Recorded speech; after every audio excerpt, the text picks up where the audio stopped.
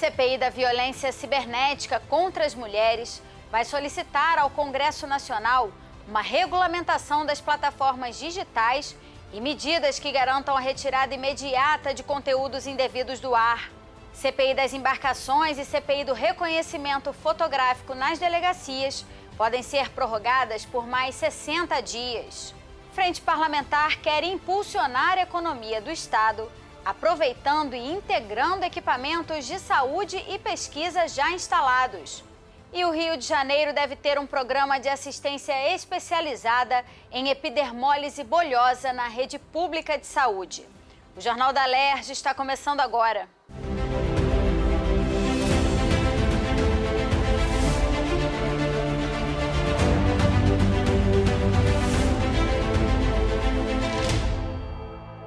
Boa noite.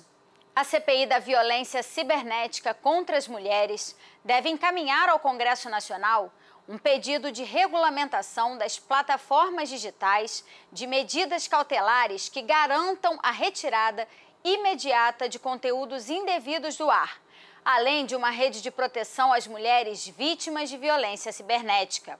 Essas ações foram novamente destacadas na audiência pública desta quinta-feira pela presidente da OAB Mulher e pela professora da Universidade Federal do Ceará, que inspirou a Lei Lola sobre misoginia na internet. Sancionada em abril de 2018, a chamada Lei Lola atribui à Polícia Federal a investigação de crimes cibernéticos de misoginia. A professora Lola Aronovic contou que este foi o resultado de anos de ameaças sofridas na internet por sua luta contra diversos tipos de preconceitos e que, apesar do avanço, ainda é preciso uma regulamentação das midtechs, ou plataformas digitais, para a retirada dos discursos de ódio do ar. Tem que ter uma regulação das big techs, né? Elas têm que ser responsabilizadas, tem que ter alguma punição, não é possível que elas se isentem de responsabilidade, que elas dizem, não, tudo que é postado aqui não tem nada a ver com a gente, né? A gente sabe que no YouTube,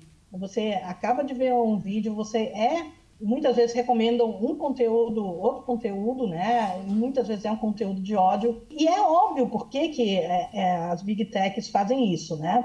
Porque o engajamento com o discurso de ódio é muito grande. Se houver um pedido para tirar do ar, elas têm que ser muito rápidas, né? A presidente da CPI, deputada Marta Rocha, informou que os parlamentares também vão ouvir os representantes das plataformas digitais e, posteriormente, vão encaminhar ao Congresso Nacional todas as inovações necessárias que surgiram nas audiências para uma possível alteração na lei penal. Já está no nosso calendário receber aqui as representações exatamente dessas empresas, seja do TikTok, do Meta ou do Facebook. Então já está no nosso radar e eles estarão aqui e que querem demonstrar ter interesse em dialogar conosco, né?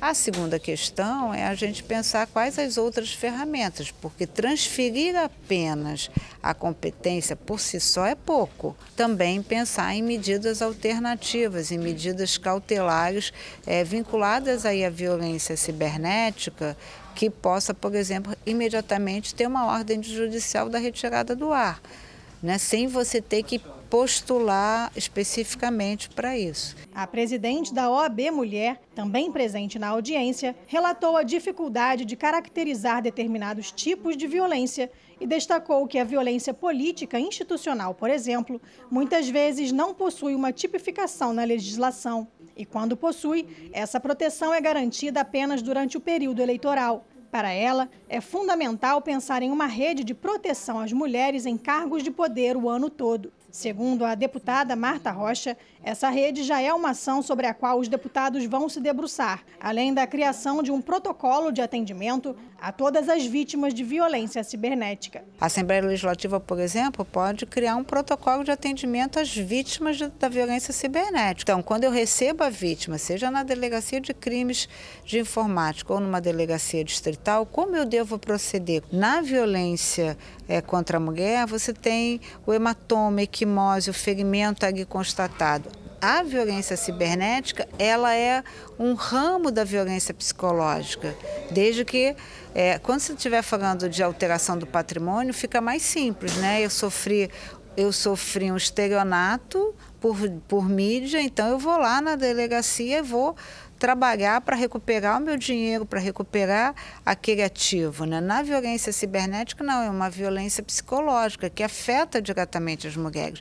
Então, ter uma rede de proteção é muito importante para essas mulheres. Reconhecimento facial não é prova pericial. Essa foi a afirmação feita pela perita criminal, ouvida nesta quinta-feira pela CPI do reconhecimento fotográfico nas delegacias. Parlamentares decidiram pedir a prorrogação do trabalho da comissão por mais 60 dias. A perita criminal de primeira classe, Denise Rivera, foi ouvida pela CPI. Ela relatou que nas delegacias, as vítimas muitas vezes são induzidas a reconhecer fotos em álbuns e apontam pessoas inocentes por não conseguirem memorizar as feições dos criminosos. Já os peritos procuram características que diferenciam os suspeitos, o que ajuda a reduzir o número de erros. É importante, sim, a perícia, porque a perícia ela vai conseguir as características morfológicas da face que são importantes e que diferenciam de uma população. Tá? Não é o fato de você ter 2 olhos, um nariz e uma boca. Todo mundo tem, né? Então, a diferenciação é justamente nas características que individualizam cada indivíduo. A perita explicou que cabe ao delegado que comanda o inquérito requisitar ou não o laudo pericial. Se entender que não precisa, o caso segue sem a análise dos peritos, o que aumenta a probabilidade de erros. Denise também defendeu a realização de mais concursos para o cargo. Disse que o Estado tem hoje menos de 100 peritos legistas, mas a legislação define que deveriam ser 500 profissionais. Quando o delegado é diligente, ele com certeza vai querer a perícia, como aconteceu agora, nesse caso da velocidade do carro, né? No caso que atropelou o Kaique Brito, né? A perícia determinou, foi importantíssima, porque ela determinou qual era a velocidade que estava o carro quando houve o acidente. A CPI aprovou o pedido de prorrogação dos trabalhos por mais 60 dias. Definiu uma série de convites que serão feitos para as próximas reuniões e uma visita no dia 11 de outubro à 76ª DP na cidade de Niterói. Tivemos a opção por prorrogarmos a CPI por mais 60 dias, justamente porque entendemos que há aí a possibilidade de ouvir o novo secretário da Polícia Civil, também trazer um olhar mais experimentado sobre o sistema de justiça no estado do Rio de Janeiro e no Brasil. Por isso também solicitaremos que um juiz possa fazer e contribuir para a CPI, mas não só isso. Solicitaremos também o Ministério da Justiça, o Ministério de Direitos Humanos e o Ministério Público do Estado do Rio de Janeiro, já que são esses órgãos importantes e necessários num processo como esse de reconhecimento fotográfico. A CPI das embarcações pode ser prorrogada por mais 60 dias. A comissão voltou a se reunir para ouvir novos depoimentos sobre os navios abandonados, principalmente na Baía de Guanabara. A comissão foi instalada há 3 meses. Nesta quinta-feira foram ouvidos representantes da Capitania dos Portos e da Portos Rio, empresa responsável pela gestão de portos do Rio, Itaguaí, Niterói e Angra dos Reis. O comandante da Capitania dos Portos, capitão Alessander Antunes Peixoto, disse que atualmente não há navios abandonados na Baía de Guanabara, nas mesmas condições do São Luís, que em novembro do ano passado colidiu com a ponte Rio-Niterói, provocando um transtorno na rotina de cariocas e fluminenses. Segundo ele, a responsabilidade pelas embarcações fundeadas no local é dos proprietários. No caso do São Luís, o navio faz parte de um processo judicial. Ele informou que a capitania já concluiu o inquérito que apurou o acidente. A próxima etapa depende de decisão do Tribunal Marítimo, que vai estabelecer quais sanções serão aplicadas aos donos. De acordo com o comandante da Capitania dos Portos, uma força-tarefa formada por representantes da Marinha, da Secretaria Estadual de Energia e Economia do Mar, do INEA e da Portos Rio, começou a recolher carcaças de embarcações desde junho do ano passado. Ao todo já foram recolhidas 6 e até o final do ano que vem a previsão é que outras 45 sejam removidas da Bahia. A vice-presidente da CPI, deputada Lucinha, requisitou a ata das reuniões da Força-Tarefa por considerar que as remoções estão ocorrendo de forma lenta. Ela sugeriu que membros da comissão façam parte também desse trabalho. A preocupação nossa dessas embarcações que estão à deriva ao longo da Baía de Guanabara, que estão à deriva mesmo, tem uma tripulação de 8 pessoas só e está há mais de 6 meses parada. O cartão postal do Rio de Janeiro é a Baía de Guanabara. Então, para as pessoas que transitam ao longo da Baía de Guanabara, para um lado e para o outro, de Rio para Niterói, os pescadores, todo mundo fica preocupado com a relação que existe ali naquele entorno. Que são embarcações que estão afundadas mesmo, que só tem só os destroços. Então, no meu entendimento, a CPI vai convocar semana que vem representante de INEA e chamar novamente representante de docas. Durante a CPI, a deputada lembrou de outro caso envolvendo um navio de grande porte. Uma embarcação que encalhou no dia 10 de maio na Baía de Sepetiba com 180 mil toneladas de minério de ferro da Companhia Siderúrgica Nacional. Ela disse que, apesar disso, o navio permaneceu no local até o dia 6 de junho. Segundo o comandante, não houve dano ao casco, nem risco para o meio ambiente, e o navio seguiu viagem para Singapura.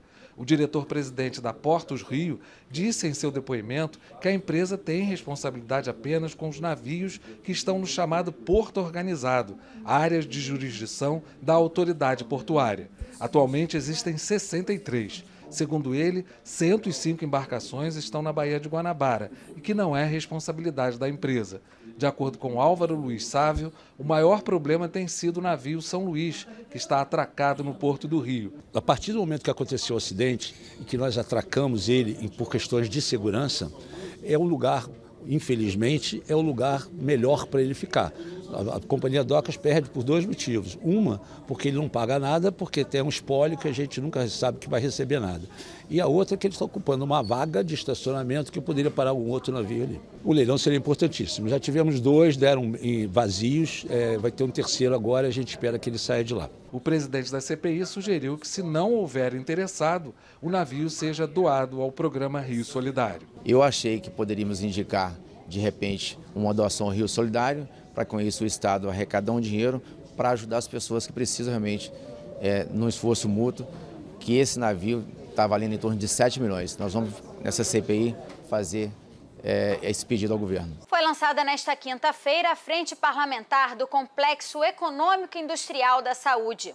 O objetivo é impulsionar a economia do Estado do Rio, aproveitando os equipamentos existentes, como hospitais federais, centros de pesquisa e universidades públicas. O Rio tem 34 unidades hospitalares, mas é necessário fazer um trabalho integrado com as unidades estaduais e municipais. Todos esses equipamentos, eles aqui instalados, eles mostram o quanto o estado do Rio de Janeiro é importante. Mas que ao longo da história e principalmente pela questão da presença da indústria de óleo e gás, não é, que nos acostumou mal, não é, com a questão dos royalties, e aí nós esquecemos desses demais setores. Então, por isso que lembrar da presença da academia, né, presença da Fiocruz, a presença de tantas outras entidades, né, aqui instaladas no estado do Rio de Janeiro, como hospitais federais, estaduais, municipais, é fundamental nesse debate. Então, mais uma vez, eu volto a dizer, a instalação dessa frente, para além das contribuições que ela irá dar, ela tem um papel fundamental de provocar a todos. Há 23 anos, as indústrias farmacêutica e farmoquímica deixaram de investir no estado, de onde várias empresas foram embora. Por isso, é necessário pensar em formas de ação de acordo com o Plano Estratégico de Desenvolvimento e Econômico-Social do Estado, conhecido como PEDs. Potencial sem direção de nada vale. E a direção, nesse sentido, do Complexo Industrial da Saúde, ele está justamente estabelecido no PED e que foi aprovado por esta Casa enquanto política de Estado e não como política de governo. É transformar essa energia potencial que temos em energia cinética, ou seja, em movimento. O desafio é coordenar tantos conhecimentos, tantas pesquisas em prol do desenvolvimento do Estado, para além de uma reindustrialização, né, que a gente está prevendo e trabalhando para isso.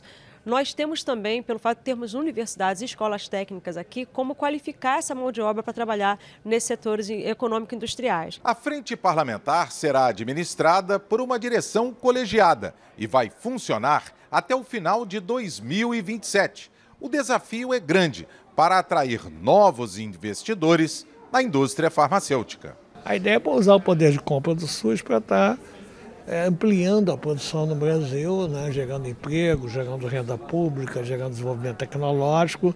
E o Estado do Rio de Janeiro, pela presença, quer dizer, da Fiocruz, pela presença de diversas universidades, né, pela presença de 10% já da produção farmoquímica, farmacêutica nacional estão no Rio. Então o Rio tem muitas possibilidades, tem muitas oportunidades. O trabalho em parceria com o governo federal foi lembrado durante a reunião, assim como a reforma tributária, que já está em tramitação no Congresso Nacional e que vai ajudar a acabar com a chamada guerra fiscal que tem prejudicado o Rio de Janeiro. A gente acredita que com o fim dessa guerra fiscal, o Estado do Rio vai voltar a ser um grande polo de atração para esse segmento.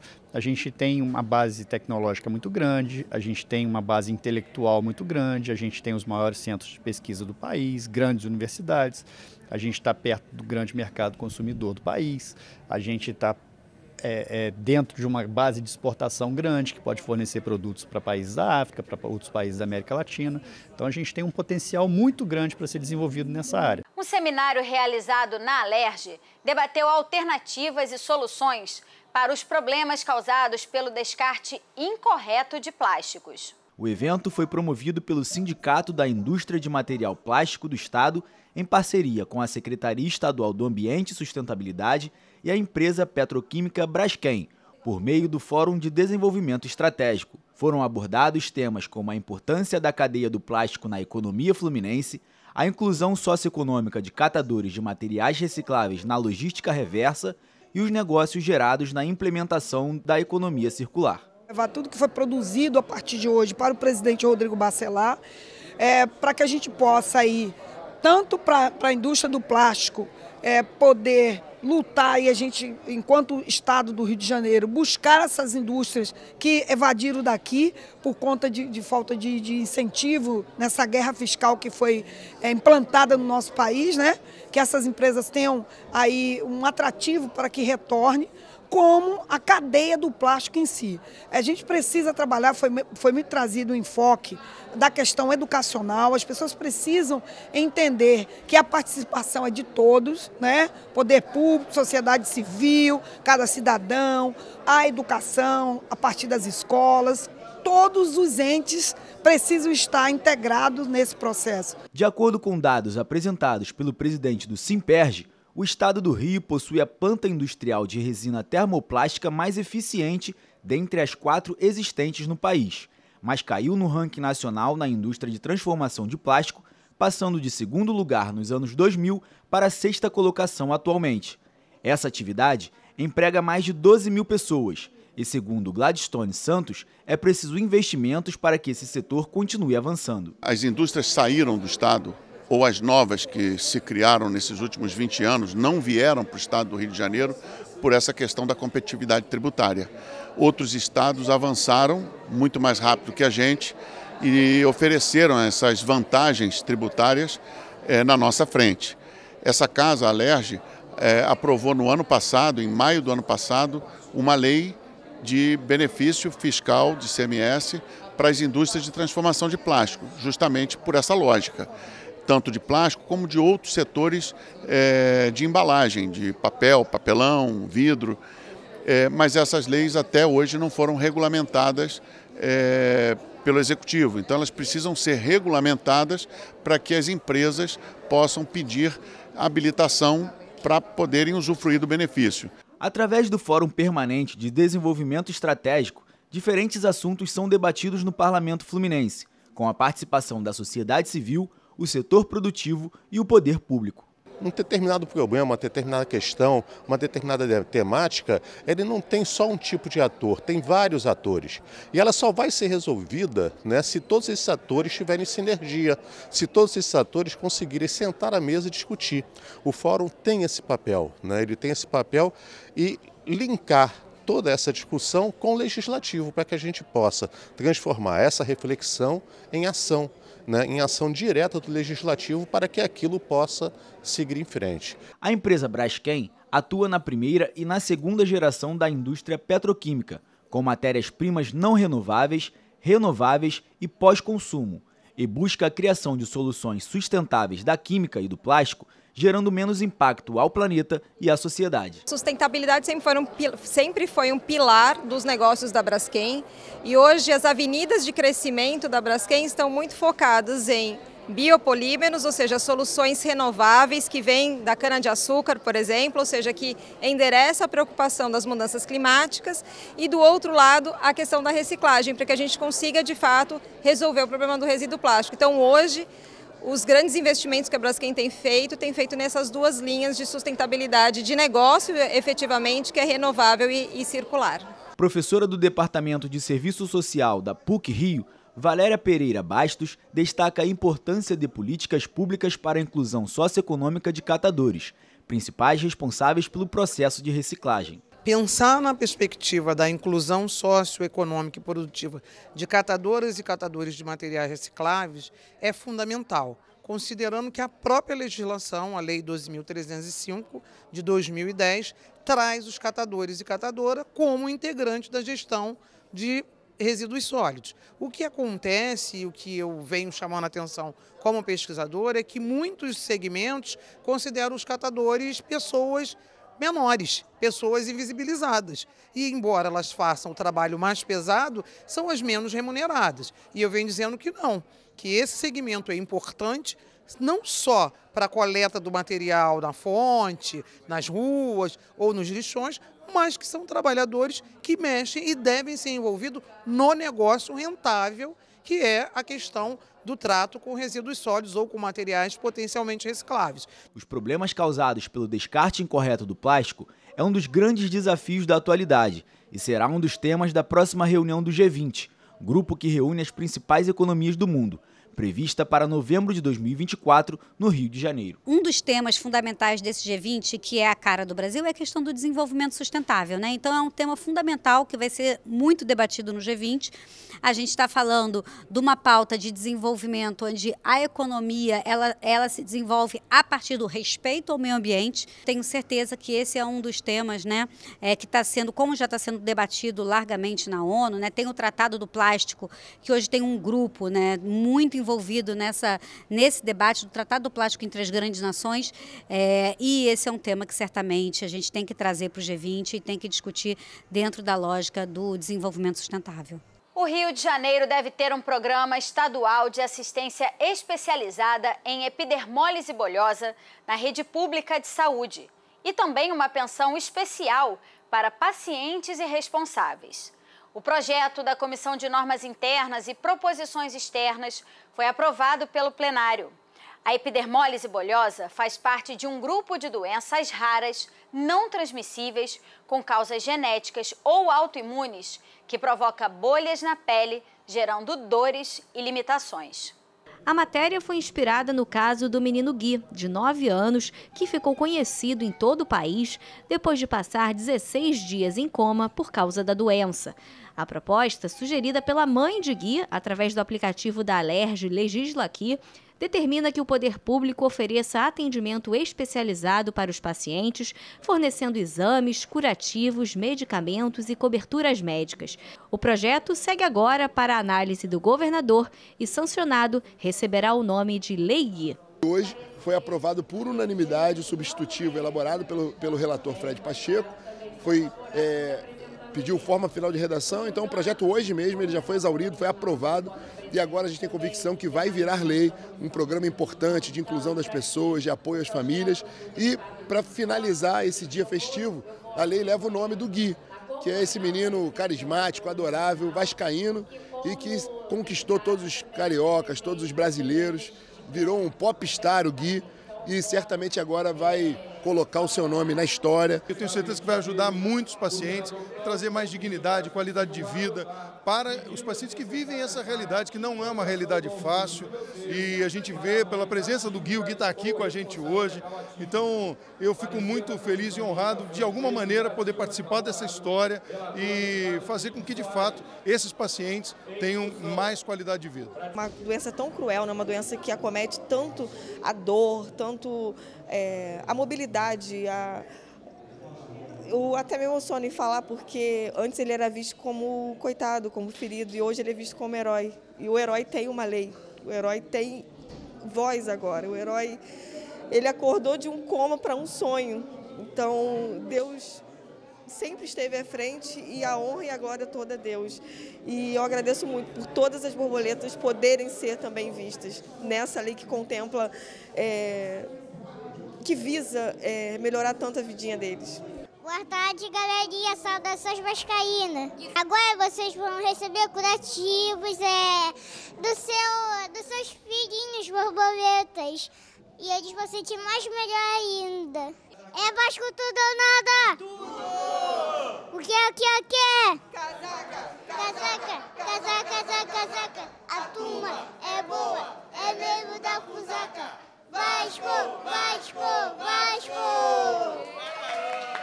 Beijo, gente! Beijos, borboletas!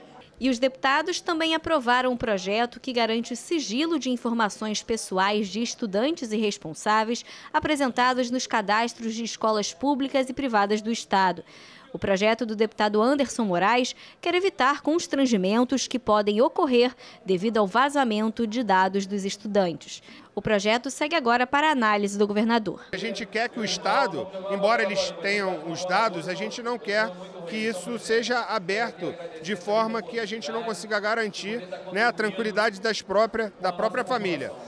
Com relação à Constituição Federal, por exemplo, o artigo 226, a família, base da sociedade, tem especial proteção do Estado. Então, o poder da estatal não pode desrespeitar e perseguir as famílias com relação a posicionamentos ideológicos, assim como aconteceu na pandemia, com relação às vacinas, com relação a uma série de coisas que eles acabaram abrindo os dados das pessoas, punindo muitas das vezes as pessoas de frequentar até mesmo determinados locais. Também segue para a análise do governador a proposta da deputada Renata Souza, que estabelece normas de proteção à venda do acarajé como um produto primordial no ofício das baianas do acarajé.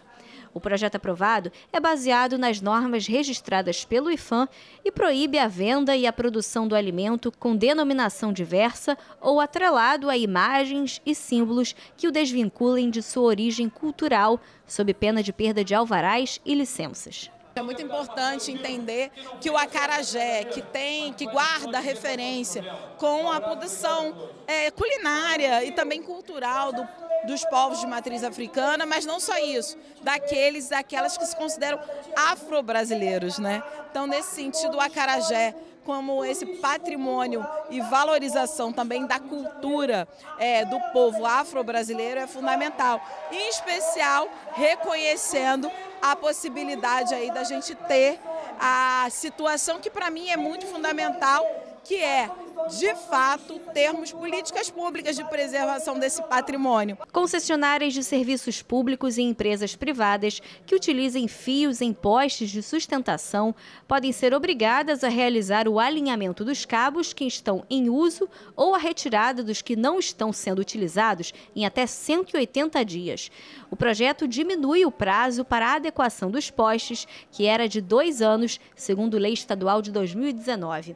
A proposta dos deputados Júlio Rocha, Carlos Mink, Felipinho Raves e Índia Armelau foi aprovado e segue para a análise do governador. Esse projeto, na verdade, altera uma lei anterior, minha com o delegado Carlos Augusto, que determina a retirada desses fios inservíveis, enfeiam a cidade, podem produzir acidentes com pessoas, com pássaros, com tudo. A gente tem que botar esses fios subterrâneos.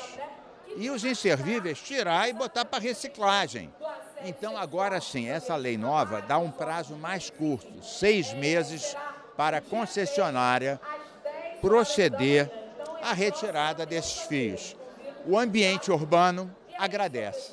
Votada ainda a proposta do deputado Carlinhos BNH, Índia Armelau, Marta Rocha, Luiz Paulo, Chiaju, Franciane Mota, que proíbe a nomeação para cargo público comissionado de pessoas condenadas pelo crime de racismo.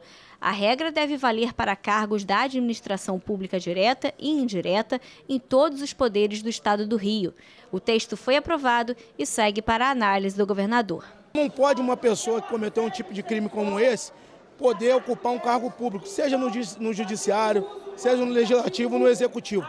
Isso aqui é uma lei justamente para blindar isso. Eu tenho certeza que o governador, a partir de agora, que foi votado em segunda e aprovado, o governador vai homologar essa lei, que é uma lei importante, para daqui para frente essas pessoas também comecem a pensar 2 vezes antes de qualquer, não só o crime de injúria e racismo, mas a gente tem que começar a fazer leis aqui para blindar totalmente as pessoas que possam concorrer a um cargo público. Uma pessoa que concorre a um cargo público não pode estar, na minha concepção, não é responder nem sobre isso. Qualquer tipo de crime não pode estar representando a população. Advogados inscritos na OAB podem ficar isentos de qualquer tipo de revista, inclusive com detectores de metais, no acesso às unidades prisionais do Estado do Rio.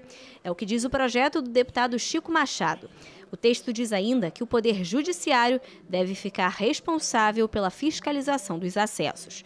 A matéria foi aprovada e segue para a segunda discussão. Empresas sediadas que atuam no Estado do Rio, que tenham sido condenadas por prática de exploração de trabalho infantil com sentença transitada em julgado, ou seja, quando não cabem mais recursos, podem ser proibidas de receberem incentivos fiscais ou outros benefícios tributários. A proposta do deputado Vinícius Cozzolino e assinada por mais 20 parlamentares foi aprovada e segue agora para a análise do governador. Pode ser inserido na política estadual de meio ambiente um sistema de unidades de conservação dos ecossistemas do Rio. As unidades são espaços territoriais com recursos ambientais, com limites definidos, sob regime especial de administração, ao qual se aplicam medidas de proteção.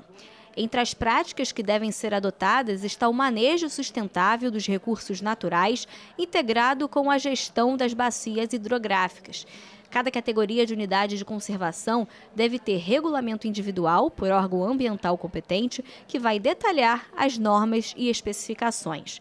O projeto do deputado Carlos Mink recebeu 37 emendas e retorna para a análise das comissões. Nós temos o SNUC, que é o Sistema Nacional de Unidades de Conservação, mas cada estado tem que ter o seu sistema, que são diferentes. No Rio, nós criamos reservas extrativistas marinhas, que é uma unidade de conservação. Vou dar um exemplo. O Rio, agora, 8 praias ganharam título de bandeira azul. Todas estão em unidades de conservação que nós criamos. Azeda, Azedinha, Forno, na região dos lagos. Sossego, aqui em Itaipu, reserva extrativista marinha. Prainha, que nós com Sirquis fizemos. Então, unidade de conservação não é só proteger a biodiversidade, é lazer, é turismo, é emprego verde. E a deputada Verônica Lima quer criar o programa Futebol para Todos para garantir ingressos a preços populares nos estádios para pessoas de baixa renda. Devem ter direito ao benefício pessoas inscritas no Cadastro Único do Governo Federal para programas sociais. O valor do ingresso popular deve ser limitado a 20% do preço cobrado no ingresso normal. O projeto recebeu 5 emendas e retorna às comissões. A gente acredita que as arenas, sobretudo o Maracanã, que sofreu uma intervenção de obra com investimento público, e hoje as pessoas mais pobres não podem acessar. O ingresso para uma arena esportiva para ver um jogo de futebol está muito caro. Então a gente quer destinar um pequeno percentual disso para as pessoas empobrecidas que estão, por exemplo, no CAD único, que é o Cadastro Nacional de Pessoas Empobrecidas. Esse é o futebol para todos. A gente poder voltar até no Maracanã, um pai, uma mãe, filho de trabalhador de novo circulando no Maracanã, porque hoje a gente não tem. O Jornal da Alerj fica por aqui. Você pode acompanhar a programação também em nosso site e pelas redes sociais. TV Alerj, o canal do povo. Uma boa noite para você e até amanhã.